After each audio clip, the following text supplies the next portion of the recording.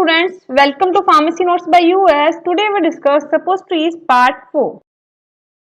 And we discuss method of preparation यानी कि जो suppositories हैं वो किस किस मेथड से प्रिपेयर की जाती हैं। यहाँ पे अपन 4 मेथड्स के बारे में डिस्कस करेंगे। Hand rolling, machine moulding, fusion method and cold compression. सबसे पहले अपन बात करते हैं हैंड रोलिंग मशीन की, यानी कि हैंड रोलिंग से किस तरीके से जो suppositories हैं जो प्रिपेयर की जाती हैं। एंशिएंट टाइम में यानी कि सबसे पहले जब मशीन्स नहीं थी या फिर कोई प्रोसेस का अपने को नहीं पता था, तब जो सपोस्टरीज है वो हाथ से बनाई जाती थी, जिसमें उन्हें हाथ से एक पर्टिकुलर शेप दिया जाता था और फिर उन्हें काट लिया जाता था। This is oldest and simplest method, base is rolled and then desired shape given with hand. यानी कि सबसे पुराना एंड सिंपल मेथड है। इसमें जो बेस है, सपोज बेस, उसे रोल किया जाता था हाथ से, एक पर्टिकुलर शेप दे दिया जाता था और फिर उन्हें कट कर लिया जाता था। फिर machine moulding, the lubrication required for easy removal like liquid paraffin. यानी कि इस तरीके की कुछ फिक्स मशीन्स आती हैं जिसके अंदर आपने सपोज बेस है जो फिल कर दिया, किनारों पे आपको लिब्रिकेट लगाना पड़ेगा ताकि जो सपोज बेस है वो आसानी से रिमूव हो सके। फिर जैसे ही आप पिस्टन से थोड़ा प्रेशर देंगे और नीचे से कट करते हुए चलेंगे तो जो सपोज शेप है वो आती रहेगी। फिर बात करते हैं अपन फ्यूजन या फिर हॉट प्रोसेस मेथड की, जैसे कि जो जिलेटिन है या दूसरी तरीके के सिस्टम है जिनको मेल्ट करके अपने को फॉर्म करना पड़ता है सिस्टम के अंदर, उनके लिए फ्यूजन या फिर हॉट प्रोसेस मेथड यूज की जाती है।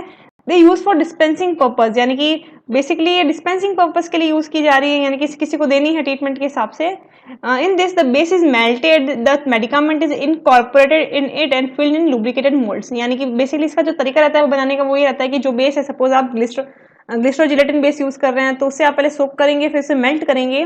मेल्ट करने के बाद जो भी मेडिकामेंट है, ड्रग है, वो उसके अंदर ऐड करने के बाद जो भी आपकी जो सपोज मोल्ड है, इस तरीके की मोल्ड्स होती हैं, उन्हें आपको लुब्रिकेट करना पड़ता है यूजिंग लिक्विड पैराफिन या फिर किसी और लुब्रिकेशन से।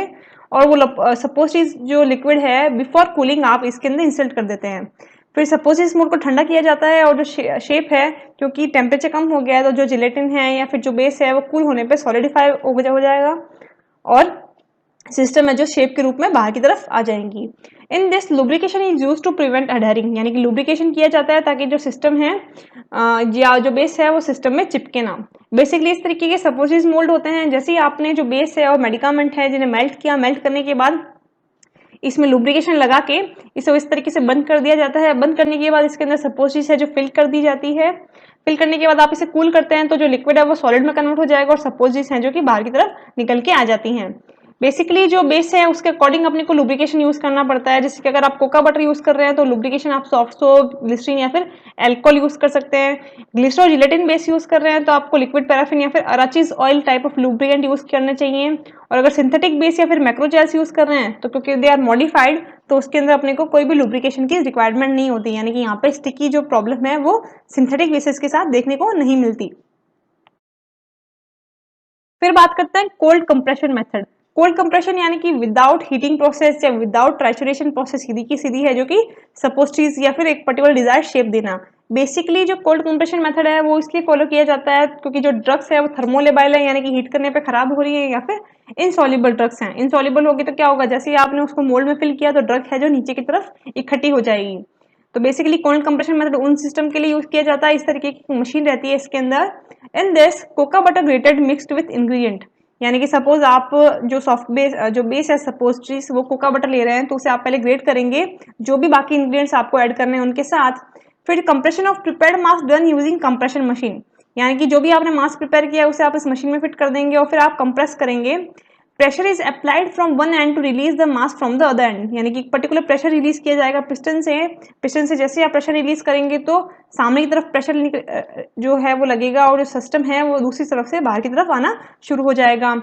सपोस्ट्री is ejected by further pressure after removing stop plate, यानी कि जो आपने प्रेशर लगाने के बाद एक पर्टिकुलर डिजायर शेप जो सपोज ने फिल किया है, जैसे आप वापस प्रेशर लगाएंगे तो सपोज है वो बाहर की तरफ निकल के आ जाएंगी।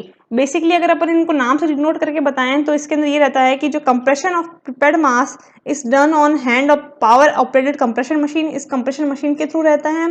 In this prepared mass is placed in cylinder C, यानी कि जो सी सिलेंडर है इसके अंदर जो प्रिपेयर्ड मास है वो आप फिल कर लेते हैं। उसके बाद जो भी ये नैरो ओपनिंग है, यानी कि जो डी नैरो ओपनिंग है, यहाँ पे जैसे आप पिस्टन से प्रेशर लगाएंगे तो इस नैरो ओपनिंग में जो मोल्ड मास है वो इकट्ठा हो जाएगा। फिर फर्दर प्रेशर लगाने पे आप देखेंगे कि जो सिस्टम है वो बाहर की तरफ आ जाएगा और the thread of mass passing into mould, or compress until homogeneous fuse mass is form, यानी कि तब तक प्रेशर लगाना है जब तक कि आपके पास एक होमोजीनियस एक शेप क्रिएट ना हो जाए। On the removal of retaining stop plate if supposes are ejected by further pressure, यानी कि जैसे आप फर्दर प्रेशर लगाएंगे तो इस प्लेट के थ्रू सपोजिज हैं जो कि बाहर की तरफ निकल जाएंगी। Hope you understand and enjoy the video. Please like, share and subscribe. Thank you.